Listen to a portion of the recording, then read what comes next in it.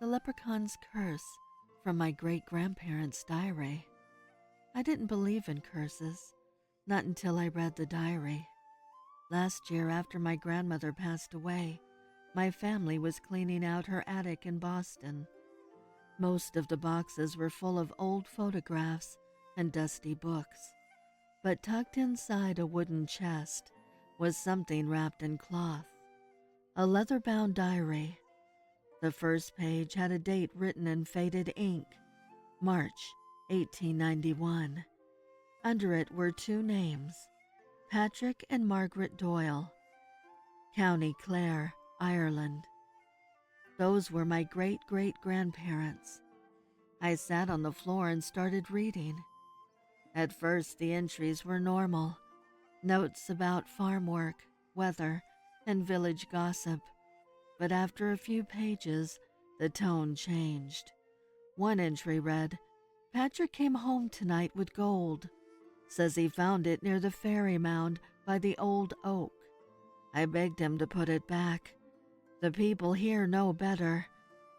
The next entry was written 2 days later. "Something follows Patrick now. I hear footsteps in the house, though no one is there." I laughed when I read that.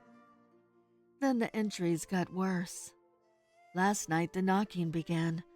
3 knocks on the walls, 3 on the door, always in threes. Patrick says he sees a small man standing in the field at night, watching the house. My skin started to crawl. The next page had shaky handwriting. Patrick refuses to return the gold, says it belongs to us now, but the thing outside grows closer every night.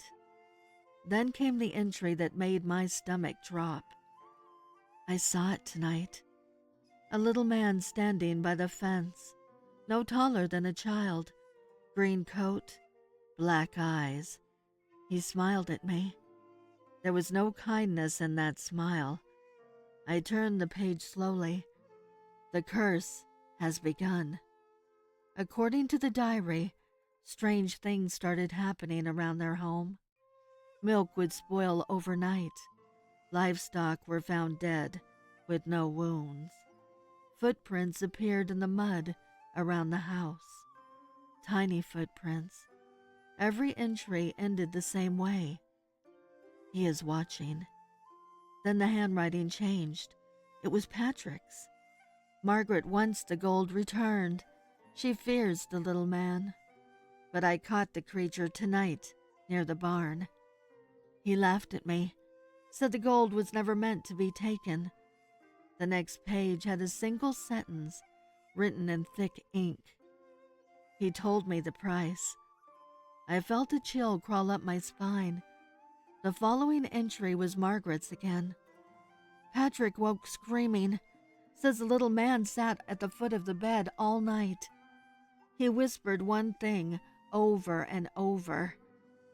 Gold taken, blood repaid.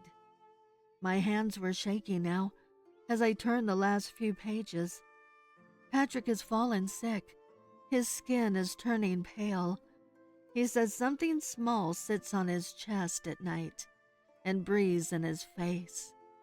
He says it smells like damp earth and iron. The final entry was written 2 weeks later. Patrick is dead. When I found him this morning, there were muddy footprints across the bed. Small ones. The gold is gone. But last night I heard laughter outside the window. The diary ended there. I closed the book and tried to laugh it off. Just old folklore, right? Stories from frightened people in the 1800s. But that night, as I was lying in bed with the diary on my nightstand, I heard something. 3 knocks on my bedroom wall. I sat up slowly, and then when I noticed something on the floor by my door, muddy footprints, small ones, leading inside. There never were any damn snakes in Ireland. the stranger said, pounding his mug on the bar. Flecks of flat green beer slapped Moira across the face. Easy there, champ, she said. It's just a legend. Need another? Please, he said, pushing the mug across the bar. And it's not a legend. It's a lie. Moira grabbed the mug and reached for the tap, but she hesitated. This is, what, 4 already for you? You sure I shouldn't cut you off? The stranger bowed his head. Moira couldn't help but notice a yellowish-green tint to his skin. The whites of his eyes were a sickly piss yellow as well. Jaundiced, she thought. I'll quieten down, the stranger said. I don't mind St. Patrick's Day. It's just that particular damn story. Moira filled the stranger's mug and pushed it back to him. Yeah?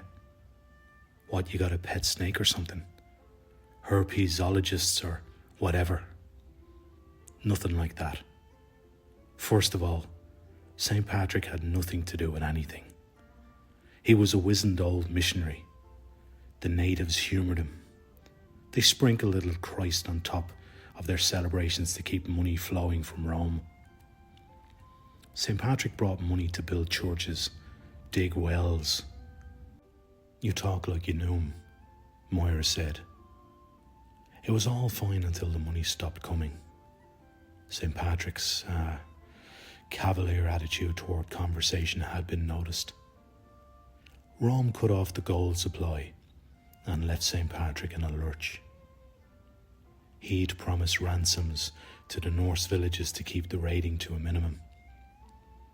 That's when a few locals near Slemish told him that there were plenty of gold to be had in Ireland, if you knew where to look. Moira leaned across the bar. The stranger smelled like cheap beer with a tang of something else. An old purse, leather gone bad. The green folk had gold, the locals said. They hoarded it in a cavern near Lochpur's Lane. A natural overflow from the loch showered the caves below with mist. And when the sun hit the mist just right, it created rainbows. The stranger drained his mug, and Moira refilled it instinctively. The green folk lived in the caverns surrounding Lochpur's Lane. They were half fish or dragon, some said, due to their green scales and yellow eyes. It was a half leap from there to calling us devils. They came with nets and pikes. Few survived. Us, said Moira. Us, aye, said the stranger. They took our gold from those shimmering rainbow caves and left the lot of us to rot by the shores of the loch. I don't know when St. Patrick got directly thrown into the story. He was miles away, haggling with the Norse. The Leprechaun we call ourselves. Imagine what that got bastardized to. The stranger sighed and reached into his pocket. He flicked a heavy gold token onto the bar. That ought to cover my tab, and more, he said. Just remember, there were never any damn snakes in Ireland. Old McGinty by the Prowler. I'm frightened when it's close to that time of year, when it's March and the 17th draws near. While the celebrations may be joyous in parts of the world, I know death approaches at any given moment. Every wiggle and jiggle from a charm bracelet makes me cautious, or the sudden smell of corned beef and cabbage makes me nervous, or a rainbow popping up out of nowhere, or the sight of a rogue 4-leaf clover chills me to the bone, for these are the sights and sounds to let one know of old McGinty's approach, an Irishman who was killed horrifically 3 centuries ago in the Irish hills, laid out against the ground and several large stones placed on top of his body, slowly crushing him to death. He was killed by a horde of vengeful Englishmen for the crime of a love that was not his, a carnal love between him and the magistrate's wife. Even though their love was true and burned with 1,000 lifetimes of passion, it was cruelly snuffed out by her abusive husband, the magistrate. Their love was ripped apart that fateful day when he was put to the stone, and with his dying breath, clutching the charm bracelet his love had made for him, he swore he would return to seek his vengeance. Legend has it, he returned one fine rainy Irish night and bludgeoned the men who killed him to death with his shillelagh. And it is told, when he finally got to the magistrate, he was particularly violent. He took his time and tortured the bastard who took his true love away from him. He boiled, ripped, and cut pieces off the magistrate that would leave him useless to a woman, and left him to bleed out and die. You would think revenge would have put old McGinty to rest, but he became a vengeful, hateful spirit, unable to be with his true love even in the afterlife, for she snuffed out her own flame and doomed herself to a lifetime of purgatory when he died, for she could not live a life without her love. So he returns each St. Patrick's Day to seek out his bloodlust and delve out pain with his shillelagh, so others can feel the pain he feels. So if you're sitting alone and get a waft of cabbage and start to hear the clanking of charms, you best run. Don't even turn around, for it's the charms on McGinty's wrist clanking as he raises his arm up, ready to bring his shillelagh down on you. The Banshee by John Quay, 84. I live in a small town in rural Appalachia. The entire area was heavily settled by Irish immigrants over 150 years ago. They brought along their traditions, superstitions, and folklore, and well, a few other things followed along as well. As a child, me and my neighbor boy Mike used to go down and play in the creek together. It was our favorite pastime. We would catch minnows and crawdads, build little dams with rocks and mud, and swim in some of the deeper pools. We used to spend every summer like this. That is, until the summer we both turned 12. It was a hot June day, and we had been swimming in a deep pool that lies a couple miles downstream from our houses. When it turned evening time, we started the long walk back. We were deep in conversation when we came around a bend in the creek, and sitting there on a boulder beside the water was a small, beautiful woman. She was wearing an emerald green dress covered by a gray cloak. Her hair was incredibly long, and she was brushing it with a silver brush. We both froze and stared. We knew everyone who lived along the creek, and neither one of us had ever seen her before. Her beauty was stunning. After a minute or two, but what seemed like an eternity, she looked up at us. Her appearance immediately changed. Soft and smooth white skin seemed to melt into gray lumpy clay. Her beautiful face now looked more like a half-rotted corpse, and her long, luscious hair fell off in clumps. And then this dead thing began to wail, the most blood-curdling and awful sound that I have ever heard. We took off running and ran all the way to Mike's house. When we arrived, we found his mother sobbing uncontrollably, and she looked pale as a ghost.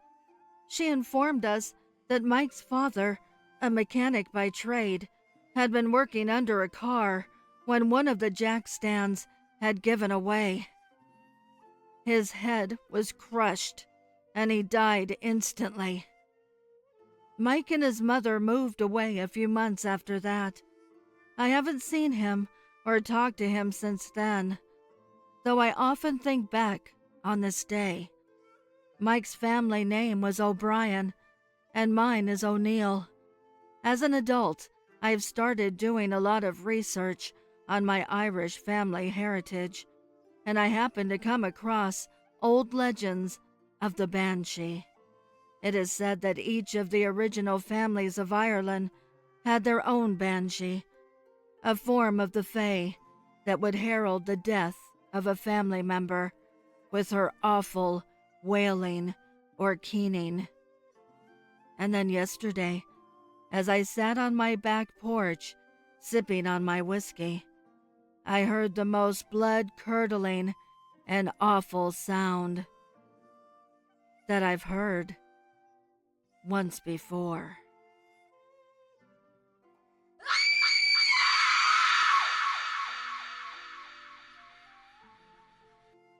Eat Your Breakfast, unknown author.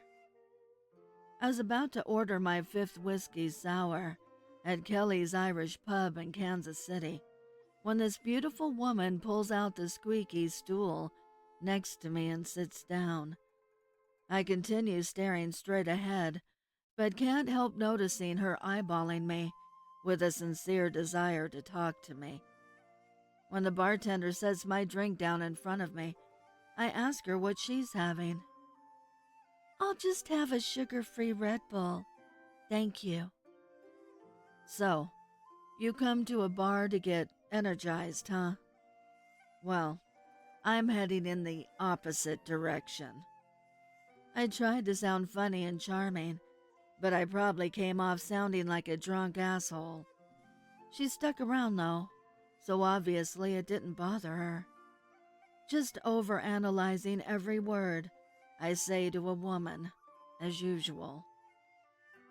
"Let me guess, you're a journalist," the gorgeous stranger said with a smirk. "Wow, good guess. I review B&Bs throughout the continental United States. All in all, not a bad way to make a living, since they kiss your ass and give you everything for free while you're there." As the stranger raised her Red Bull, she proposed a toast. "Here's to a great career that was tragically cut short." We tapped our drinks together and took a sip. "There are some sick people out there. It's truly horrific, the things they're capable of," she said with an odd absence of emotion. "What did you just say? What made that thought pop into your head?" I said, as a chill ran through my body, along with a horrible sense of unease. The pretty stranger tucked her beautiful blonde hair behind her ears before responding. "I just feel it's polite to let people like you know what's coming so you can enjoy your final moments on Earth." "All right, well, fuck you. You can pay for the drinks, 'cause I'm getting out of here." I took one last sip. "Good night to you too, ma'am." The pub was only 3 blocks away from my apartment. As I walked up the 4 flights of stairs to my apartment 4D, I suddenly felt a chill run down my spine, forcing me to turn around. And there she was, naked. I was mesmerized by her killer body and apparently asked her to come in for coffee at 1:23 a.m. on a Saturday night. "Do you want to have breakfast in bed in the morning?" Only if you cook it, I said with a chuckle. That she did not return. Am I missing something here? For you see, poor soul, I will in fact be cooking breakfast, but you will be dead and won't be able to cook, which is too bad, since you have to miss out on a delicious meal provided by you. You're fucking with me, right? I mean, who the fuck eats another human? When he collapsed to the floor, the sexy stranger began preparing him for breakfast while watching the mesmerizing golden sunrise that morning. What Made Me Believe by Vortexol. I was always intrigued by the concept of the supernatural, although I was always extremely skeptical about the whole thing. So naturally, I wanted to see for myself if anything would happen like you see in those shows and YouTube channels. I gathered a few friends and we began exploring haunted places around Ireland. We visited, I believe, 7 or 8 different locations. Some weird things happened, but nothing conclusive, until we went to Fallmore House. I grabbed my cousin and his girlfriend, and we set off to a well-known haunted location in Ireland, Fallmore House. When we got there, it wasn't on the side of a road like a normal building. It was miles down an old, overgrown road that isn't used anymore. After driving for a while down this road, we came to the entrance, which is even more overgrown, and another long walk to the mansion. Getting through it was tough, as the pathway to the place was mostly blocked by bushes and overgrown vines. Anyway, we got there, and the place didn't seem too bad. Although the look of the old building was spooky, I didn't believe it was haunted. We walked through the old mansion and the other smaller buildings that surrounded it. We ended up out at the back end of the house, which was surrounded by forest. We began joking and having fun until we started hearing noises in the trees.